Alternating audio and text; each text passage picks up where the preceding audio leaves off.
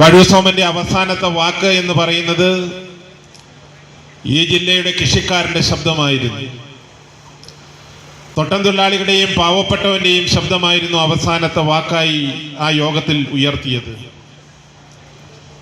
ഞാൻ ഈ യോഗത്തിൽ പങ്കെടുക്കുമ്പോൾ എൻ്റെ ജില്ലയിലെ സാധാരണക്കാരൻ്റെയും കൃഷിക്കാരൻ്റെയും പാവപ്പെട്ടവൻ്റെയും തോട്ടം തൊഴിലാളികളുടെയും പ്രശ്നങ്ങൾക്ക് അടിയന്തരമായ പരിഹാരമുണ്ടാക്കുവാൻ വേണ്ടിയിട്ടുള്ള നടപടി ഉണ്ടാകണമെന്ന് പറഞ്ഞ് ആ വിഷയത്തിലേക്കൊരു തീരുമാനമെടുക്കുന്നതിനുള്ള ചർച്ചകൾ പൂർത്തിയായി ഒരു നിമിഷം പുറത്തേക്ക് ഇറങ്ങുന്ന സമയത്താണ് കുഴഞ്ഞു വീണ് നമ്മളിൽ നിന്നും വിട്ടുപിരിഞ്ഞത്.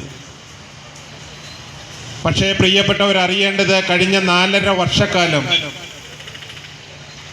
പീരുമേട് മണ്ഡലത്തിൻ്റെ MLA ആയി ഇരുന്നു കൊണ്ട് മുൻ MLA കാലത്ത് സഖാവ് ബിജിമോളുടെ കാലഘട്ടത്തിൽ തുടങ്ങി വെച്ച വികസന പ്രവർത്തനങ്ങൾക്ക് തുടർച്ചയായി നിന്നുകൊണ്ട് 1080 കോടി രൂപയുടെ വികസന പ്രവർത്തനമാണ് പീരുമേട്ടിലെ അസംബ്ലി നിയോജക മണ്ഡലത്തിലെ 9 പഞ്ചായത്തുകളിലായി സഖാവ് വാഴൂർ സോമൻ നേതൃത്വം നൽകിക്കൊണ്ട് നടപ്പിലാക്കിയിട്ടുള്ളത്.